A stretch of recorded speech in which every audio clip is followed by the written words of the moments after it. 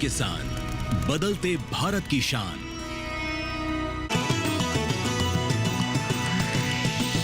DD किसान, बदलते भारत की शान।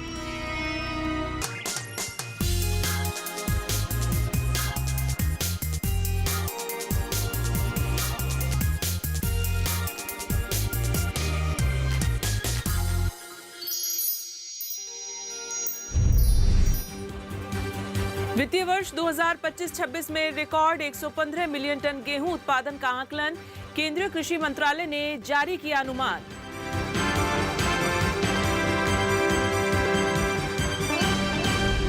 केंद्रीय गृह और सहकारिता मंत्री अमित शाह ने गांधीनगर में रखी बीज अनुसंधान केंद्र की आधारशिला।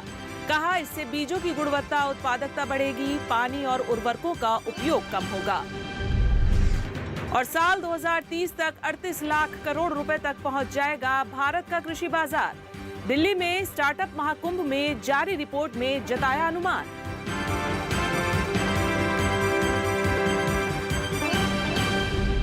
नमस्कार, मैं हूं चेतना त्यागी। हमेशा की तरह आज एक बार फिर हाजिर हूं आपका पसंदीदा शो मंडी.com लेकर। मंडी.com में आप किसान भाई बहनों के लिए जरूरी खबरों के साथ खेती के सिकंदर में शानदार प्रेरक कहानी के अलावा इस सप्ताह जरूरी कमोडिटीज के भाव भी हम आपको बताएंगे। सबसे पहले देख लेते हैं कि सप्ताह जरूरी कमोडिटीज के भाव क्या रहे हैं।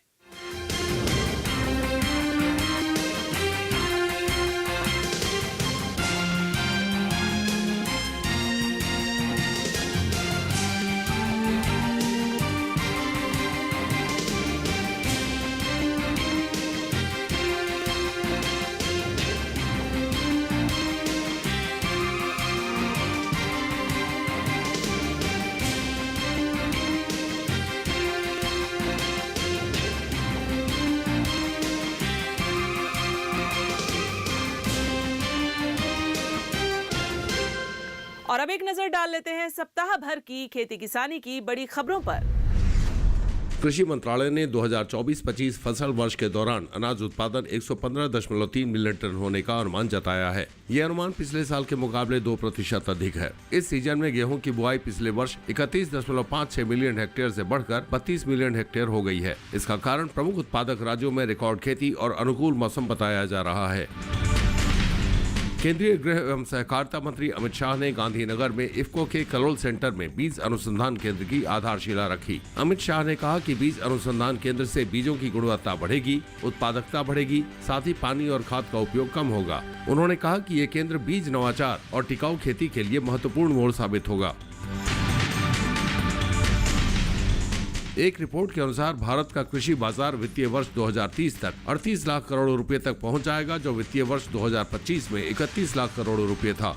यह रिपोर्ट दिल्ली में स्टार्टअप महाकुंभ में जारी की गई। रिपोर्ट में लगभग 4% प्रति वर्ष की वृद्धि का अनुमान जताया गया है। तेलंगाना में पाम ऑयल के किसान पिछले 15 महीनों में कीमतों में भारी वृद्धि से बेहद खुश हैं। मार्च 2024 में ताजे फलों के गुच्छे की कीमत 14,000 रुपए प्रति टन हुआ करती थी। अब ये 21,000 रुपए प्रति टन का स्तर पार कर गई है। कच्चे पाम तेल पर आयात शुल्क लगाने के केंद्र के फैसले के बाद घरेलू मांग में उछाल से कीमतों में वृद्धि हुई है।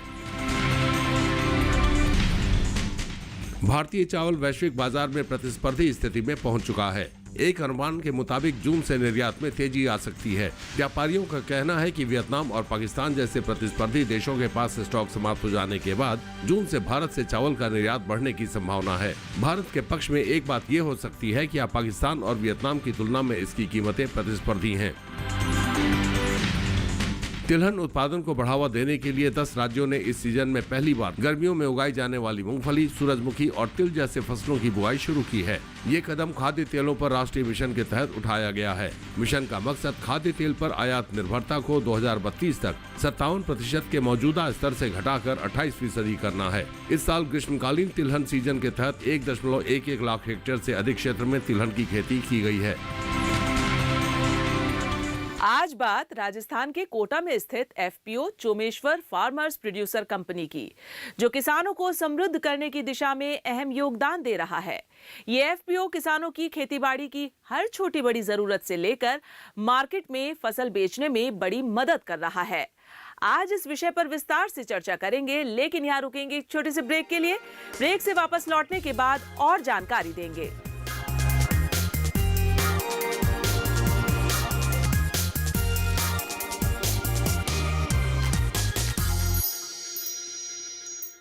अपने बड़े भाई और माता कैकेयी के प्रति अपमानजनक शब्दों का प्रयोग कर रहे हो तुम। तो केवल शब्दों का प्रयोग किया है भैया। यदि आवश्यकता पड़ी तो मैं अपने शस्त्रों का भी प्रयोग करूंगा भैया। फिर चाहे मेरे सामने भरत हो या महाराज दशरथ। मेरे भाई और मेरे पिता के विरुद्ध शस्त्र उठाने वाला मेरा परम शत्रु है, फिर चाहे वो मेरा लक्ष्मण ही क्यों ना हो। सोमवार से गुरुवार शाम 7:30 बजे, रात 10 बजे डीडी नेशनल पर।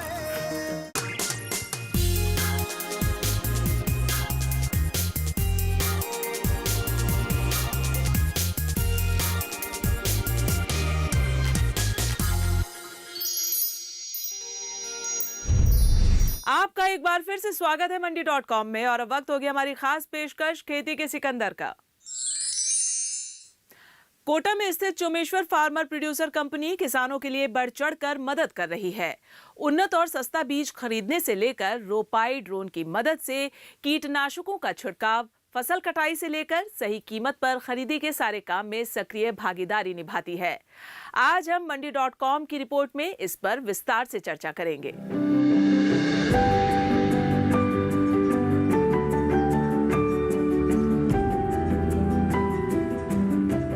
कोटा जिला राजस्थान के दक्षिण पूर्वी भाग में एक प्रमुख कृषि क्षेत्र है। चंबल नदी के किनारे उपजाऊ भूमि होने के कारण खेती-बाड़ी आजीविका का मुख्य स्रोत है।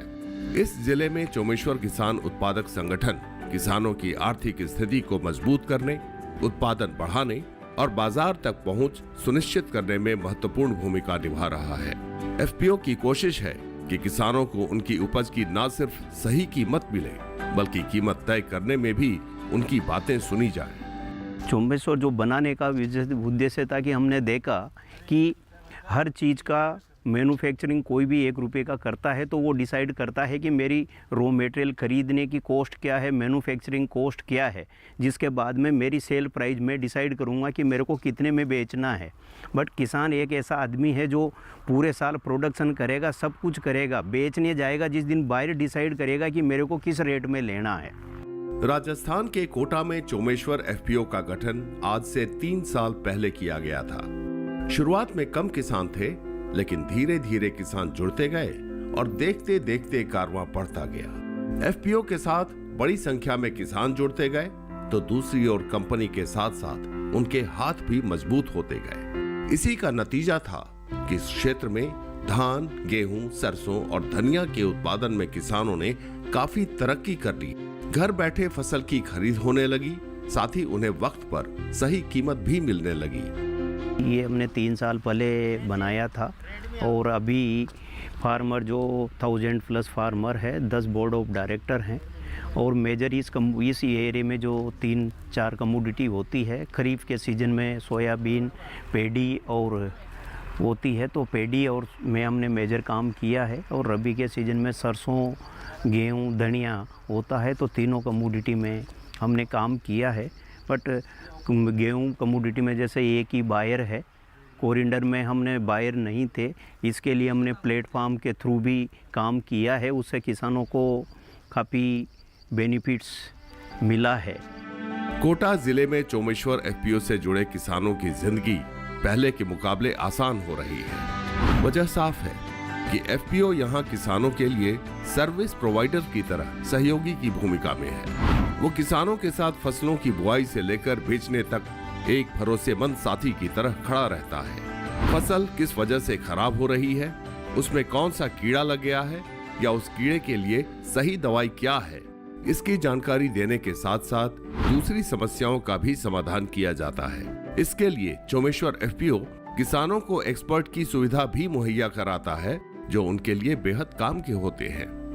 ये जो एफपीओ है ये किसानों के लिए एक सर्विस प्रोवाइडर का काम कर रहा है। जैसे किसान बुवाई से लेके और उसकी फसल को बेचान तक का अपन उस किसान के लिए काम करते हैं, एक सर्विस प्रोवाइडर करते हैं, प्रोवाइड कराते हैं उसके लिए।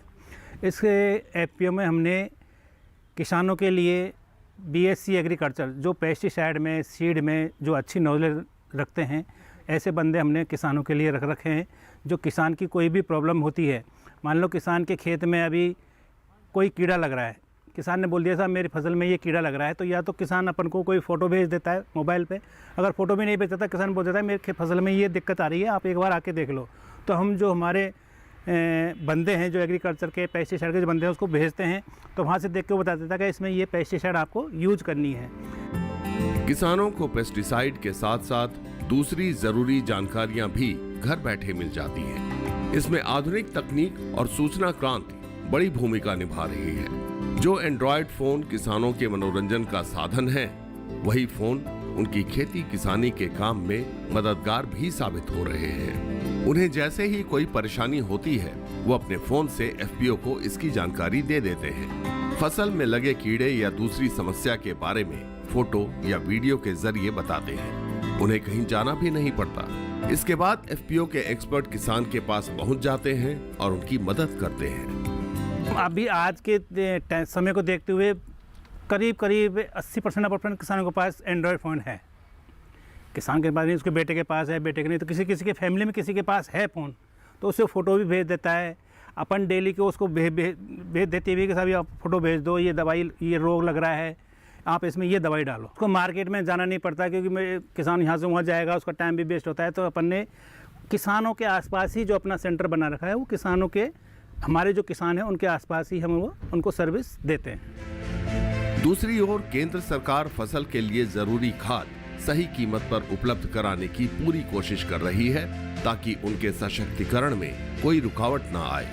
केंद्रीय कृषि और किसान कल्याण मंत्री शिवराज सिंह चौहान ने संसद में बताया कि उर्वरकों के दाम बढ़ने के बावजूद उन्हें कम कीमत पर किसानों को उपलब्ध कराया जा रहा है। उत्पादन बढ़ाने के लिए उर्वरक, फर्टिलाइजर सबसे महत्वपूर्ण कारक है, और पिछले दिनों लगातार अंतर्राष्ट्रीय बाजार में उर्वरकों की कीमतें बढ़ती रही है। लेकिन ये मोदी सरकार का संकल्प है कि अंतर्राष्ट्रीय बाजार की बढ़ती हुई कीमतों का बोझ किसी भी कीमत पर किसान के ऊपर नहीं आने देंगे। और इसलिए माननीय अध्यक्ष महोदय, इस साल भी उर्वरक सब्सिडी पर, फर्टिलाइजर सब्सिडी पर 1,77,000 करोड़ रुपए का प्रावधान किया गया है। अब तक हमने बताया कि किसानों के लिए एफपीओ कितना और किस तरह फायदेमंद है। साथ ही ये भी दिखाया कि किस तरह गुणवत्ता और अच्छी उत्पादकता के लिए दूसरे फैक्टर्स भी उतने ही जरूरी हैं। लेकिन फिलहाल यहाँ वक्त हो गया एक छोटे से ब्रेक का। ब्रेक से जब हम वापस आएंगे तो आपको दिखाएंगे कि फसल के तैयार होने और बाजार में पहुंचने के बीच उसके मूल्य निर्धारण के लिए किस तरह की जांच जरूरी होती है।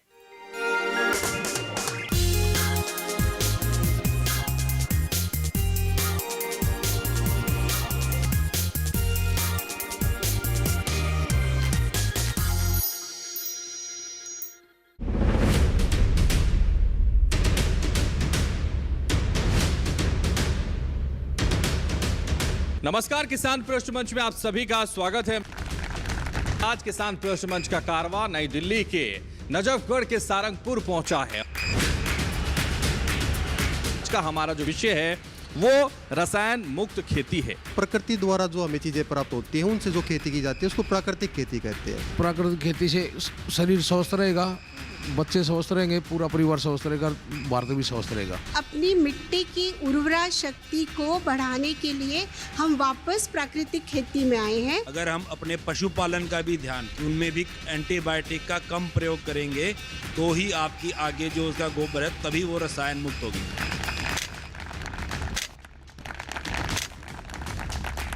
देखिए किसान प्रश्न मंच सीजन 2 हर रविवार शाम 8:30 बजे सिर्फ दूरदर्शन किसान पर।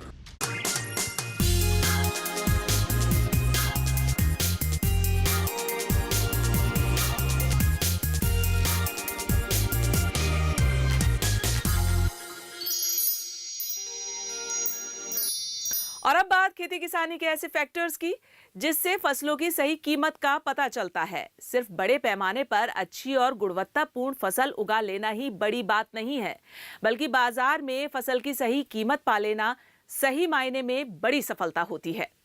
इसके लिए किसानों के लिए क्या कुछ करना जरूरी है, देखेंगे इस रिपोर्ट में। खेती के आधुनिक तौर तरीकों की मदद से आज के दौर में किसान बड़े पैमाने पर फसल उत्पादन कर रहे हैं। देश के छोटे मोटे वेयरहाउस से लेकर बड़े बड़े वेयरहाउस भी अनाजों से भर जाते हैं। इसके बाद किसान अपनी फसल को बाजार में अच्छी कीमत पर बेचने की कोशिश में जुट जाता है। यही वो वक्त होता है जब एक किसान की फसल को अच्छी कीमत मिलती है और दूसरे को कम। इसकी वजह है फसल की गुणवत्ता की जांच और उसके बारे में उचित जानकारी का अभाव। कुछ वेयरहाउस में असेइंग लैब की सुविधा होती है जहां फसल की गुणवत्ता की जांच की जा सकती है। जांच के लिए फसल का नमूना लिया जाता है जिसका मशीन के जरिए विश्लेषण किया जाता है। उसकी रिपोर्ट तैयार की जाती है। रिपोर्ट में अनाज के बारे में विस्तार से जानकारी होती है। उसमें नमी, फॉरेन मटेरियल, तेल की मात्रा आदि का विवरण होता है। जैसे सरसों की फसल में तेल की मात्रा कितनी है, यही वो फैक्टर है जो उसकी कीमत तय करती है। ये पर्टिकुलर बेल्ट ऐसी है, जैसे आज भरतपुर अलवर साइड पे जाते हैं तो वहाँ एक बोरी भी किसान के पास सरसों होती है तो उसको पता रहता है कि इसका ऑयल परसेंटेज क्या है। इस बेल्ट में किसी भी किसान को ऑयल परसेंटेज ऐसा कोई पता नहीं रहता है, इसलिए हमने वो फैसिलिटी भी एनआर मशीनर वो भी लगा रखी है कि भाई किसान भाई आके उसका ऑयल टेस्ट करा ले और उस क्वालिटी के अकॉर्डिंग प्राइस का रेट करे। उसके लिए हमने किसानों का जब हार्वेस्टिंग कंप्लीट होता है तो हम किसानों के घर जा के सैंपल लाते हैं और उसका क्वालिटी टेस्ट करके उनको बता देते हैं कि भाई जिस दिन आपको बेचना हो उस दिन आप हमें बताना, तो जो भी मार्केट रेट के अकॉर्डिंग होगा हम बाइंग कर सकते हैं या आपको बड़े प्लेटफॉर्म से हम जोड़ सकते हैं। 1000 से अधिक किसानों के साथ जुड़ा चोमेश्वर किसान उत्पादक संगठन का दायरा लगातार बढ़ता जा रहा है। किसानों के उत्पाद की बिक्री न सिर्फ घर बैठे हो रही है बल्कि अच्छी कीमत भी मिल रही है। इससे न सिर्फ उन्हें कम मेहनत करनी पड़ती है बल्कि खर्च और बेशकीमती वक्त भी बच जाता है जिसे वो दूसरे जरूरी कार्यों में लगा सकते हैं। यही वजह है कि इस संगठन से ज्यादा किसान जुड़ रहे हैं।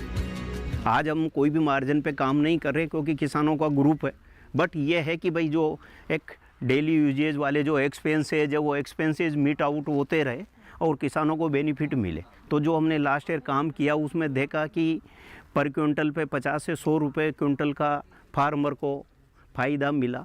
और लास्ट ईयर भी हमने यहाँ 5-7 हज़ार टन का काम किया है पेडी और वीट में, और पेस्टिसाइड का भी काफ़ी हम काम कर रहे हैं। अभी डे बाय डे बढ़ ही रहा है और हम इसको आगे विजन है कि इस साल 10,000 किसान तक लेके जाने का है।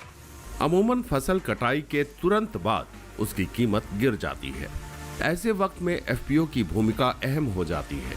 फसल की कटाई के बाद किसान या तो खुद फसल का भंडारण करे या फिर एफपीओ की मदद से कुछ महीने तक वेयर हाउस में स्टोर करे, तभी उसे बाद में फसल की सही और अच्छी कीमत मिल पाएगी। हार्वेस्टिंग जब होता है तो दाम थोड़े कमज़ोर होते हैं बिकॉज बहुत सारा अराइवल आता है, demand is low and the supply is high. तो जब डिमांड लो होता है तो भाव कम होते हैं। अगर किसान ये खुद इस प्रोड्यूस को होल्ड करे कुछ समय तक या एफपीओ के मार्फत से अगर होल्ड करे तो उनको अच्छा दाम मिल सकता है। बिकॉज कोई भी एग्रीकल्चर प्रोडक्शन इस देश में है वो साल में 3 महीने में ही वो प्रोडक्शन होता है और अगले 9 महीने में उसका कंजम्पशन होता है। तो कहीं ना कहीं तो उसका स्टोरेज करना चाहिए। कोटा के किसानों की फसल की पहुंच विदेशी बाजारों तक है। विशेषकर सोयाबीन, गेहूं, धनिया, सरसों और चावल विदेशी बाजारों तक पहुंच रहे हैं। इनका निर्यात स्थानीय एफपीओ के साथ साथ सहकारी समितियों और व्यापारियों के माध्यम से भी हो रहा है। कोटा की फसलें यूरोप, अमेरिका, एशिया और सऊदी अरब तक में बेची जा रही हैं। एफपीओ की मदद से यहाँ के किसानों को उनकी फसल की कीमत भी अच्छी मिल रही है और वो भी घर बैठे। चोमेश्वर एफपीओ भी विदेशी बाजारों तक पहुंच बनाने की कोशिश कर रहा है। आज जैसे प्लेटफॉर्म है जो कमोडिटी एक्सचेंज पे या प्लेटफॉर्म पे होती है तो वहाँ पर मल्टीपल बायर होता है। तो उद्देश्य यही है कि गांव के किसानों को हम एक बड़े इंटरनेशनल मार्केट से कैसे जोड़ें ताकि उनको पता रहे कि आज मेरी कमोडिटी में 42% ऑयल है तो 42% ऑयल का माल पूरे भरतपुर पैन इंडिया में क्या बिक रहा है। तो उसी के लिए हमने ये सोचा। जब एफपीओ बड़े पैमाने पर अपने इलाके के साथ साथ देश विदेश के बाजारों में ट्रेडिंग के फैसले करता है तो समस्या फंडिंग की होती है। बड़े पैमाने पर माल की खरीद और किसानों को वक्त पर भुगतान के लिए तुरंत और बड़ी मात्रा में फंड की जरूरत होती है। इसके लिए बैंकों से बड़े लोन की जरूरत होती है। मौजूदा वक्त में बैंक जिस तरह से और जितना लोन दे रहे हैं उससे एफपीओ को पूरी मदद नहीं मिल पा रही है जितनी मिलनी चाहिए। जानकारों का मानना है कि बैंकों को लोन देने के मापदंड में बदलाव लाने चाहिए, तभी बात बनेगी। आज जो अहम मुद्दा है कि एफपीओ को उस मात्रा में पैसे नहीं मिलते हैं। अगर एक गाड़ी यानी 10 मीट्रिक टन के का भी माल प्रोक्योर करने के लिए अगर ठीक से पैसे नहीं मिल रहे तो वो मार्केटिंग में ज़्यादा काम नहीं कर पाएगा। तो हम चाहते हैं कि बैंकों को ये समझना चाहिए कि ये कोई एसएमई नहीं है, ये कोई स्मॉल मीडियम एंटरप्राइज नहीं है, ये एक्चुअली छोटा इमर्जिंग एक एंटरप्राइज है जिसको हैंड होल्ड करने की गरज है और उसको शायद कैपिटल बेस्ड लेंडिंग होनी चाहिए rather than turnover based lending. ये जो रिक्वायरमेंट उसकी जो है वो मेनली आप पकड़ के चलिए 60 से 90 दिन के लिए है, बट वो 60 से 90 दिन के लिए उसको कैपिटल बेस्ड अगर लेंडिंग होता है तो ही वो एग्रीकल्चर मार्केटिंग में काम करेगा, नहीं तो उसके लिए बहुत ये दिक्कत है। बिकॉज किसान जो मेंबर है वो चाहता है कि मुझे शाम तक पैसा मिले, तो अगर एफपीओ को प्रोक्योर करना है तो उसको अगर वो उतनी लिमिट मिलती है तो ही वो कर पाएगा। ऐसा नहीं कि एफपीओ की मदद के लिए सरकार की तरफ से कोई योजना नहीं है। एफपीओ के सशक्तिकरण के लिए कई योजनाएं हैं। ये योजनाएं छोटे और सीमांत किसानों को संगठित करने, उनकी उत्पादकता बढ़ाने, बाजार तक पहुंच सुनिश्चित करने और उनकी आय में वृद्धि करने के उद्देश्य से बनाई गई है। जरूरत है इन योजनाओं का सही तरह से इस्तेमाल करने की। जो किसान उत्पादक संगठन अच्छा कार्य कर रहे हैं उनके लिए रास्ते खुले हुए हैं। ये एफपीओ छोटे किसानों को बड़ी ताकत देने वाले हैं। ये छोटे किसानों को मार्केट में बड़ी फोर्स बनाने के माध्यम है। बीज से लेकर बाजार तक हर व्यवस्था को छोटा किसान कैसे अपने पक्ष में खड़ा कर सकता है, कैसे बाजार की ताकत को चुनौती दे सकता है, ये उसका अभियान है। सरकार ने पैक्स के द्वारा भी एफपीओ बनाने का निर्णय लिया है। एक तो grading, sorting, transportation and warehousing के लिए सेबी की सब्सिडी अवेलेबल है, तो वो एक उनको है। सेकंड, फाइनेंस में अगर देखेंगे तो फाइनेंस में गवर्नमेंट ने जो स्कीम निकाली है फॉर एफपीओ गारंटी स्कीम, तो वो नाबार्ड के थ्रू से है या एनसीडीसी है या एसएफएसी है, वहाँ से उनको क्रेडिट गारंटी के माध्यम से उनको लोन भी मिल सकता है। भले वो लोन में बहुत सारी अड़चनियाँ हैं, बट जो अच्छे एफपीओज हैं और जो लगातार काम कर रहे हैं उनमें उनको पैसे मिल रहे हैं और उनकी जो रिक्वायरमेंट है उस रिक्वायरमेंट के हिसाब से उनको फाइनेंस यानी उनके लिमिट्स भी, फाइनेंशियल लिमिट्स भी बढ़ रहे हैं। जोमेश्वर एफपीओ कोटा के किसानों को हर तरह से मजबूत करने और फसलों को सही कीमत दिलाने की दिशा में काफी मेहनत कर रहा है।